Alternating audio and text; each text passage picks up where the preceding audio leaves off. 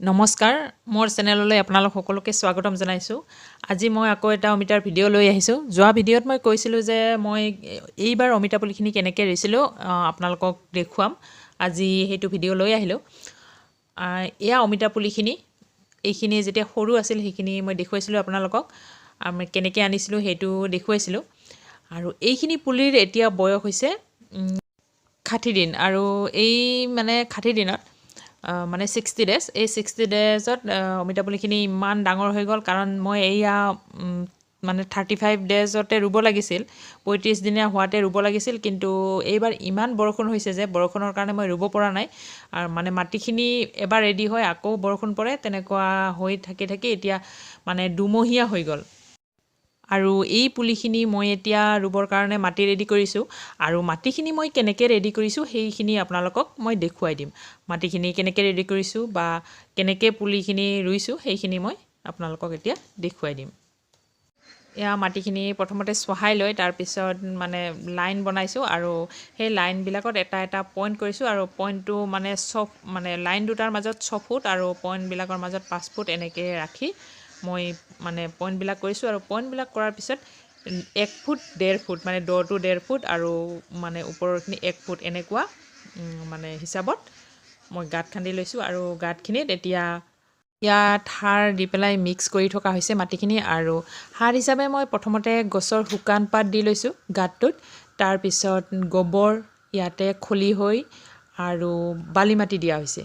যিহেতু মাটিখিনি ইমান বালিচহীয়া নহয় সেইকাৰণে মই ইয়াত বালি মাটি দিছোঁ।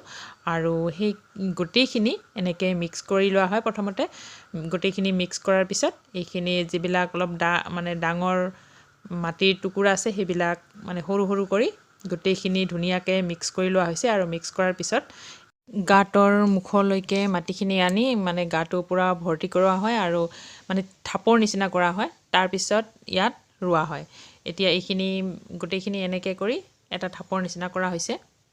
আৰু ঢাপটোৰ ভিতৰত মানে যিখিনি ঢাপৰ মাটি আছে তাত একদম ক্লিন হ'ব লাগে, মানে কচু বা তেনেকুৱা বন এনেকুৱা থাকিব নালাগে। গোটেইখিনি একদম ক্লিন কৰা হয় আৰু যিমান পাৰে মাটিখিনি মিহি কৰি লোৱা হয়। আৰু এনেকৈ মিহি কৰি লোৱাৰ ফলত মানে মানে গছডাল বাঢ়িবলৈ বা শিপা যাবলৈ সুবিধা হয়, সেইকাৰণে এনেকৈ লোৱা হৈছে। আৰু এতিয়া একদম ৰেডি হৈ গ'ল মাটিখিনি, এতিয়া ৰুব লাগে।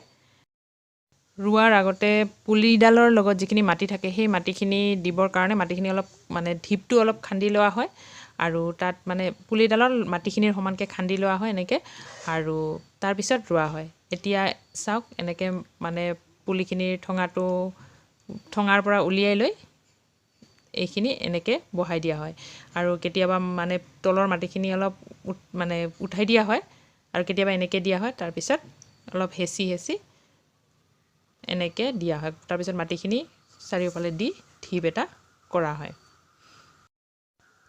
আৰু এনেকৈ মানে ৰোৱা হৈ গ'ল এতিয়া। আৰু ৰোৱা হোৱাৰ পিছত এইখিনি মানে যিমানখিনি ৰোৱা হয় গোটেইখিনিতে পানী দিব লাগে প্ৰথম দিনাই। আৰু মাটিটো যিহেতু শুকান হৈ আছে সেইকাৰণে পানী দিবই লাগিব।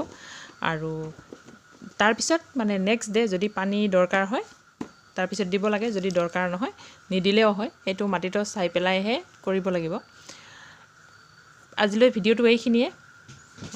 যদি ভিডিঅ'টো ভাল লাগে তেতিয়াহ'লে লাইক কৰিব, শ্বেয়াৰ কৰিব।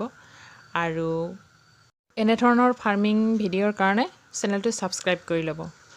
নেক্সট ভিডিঅ'লৈকে বাই।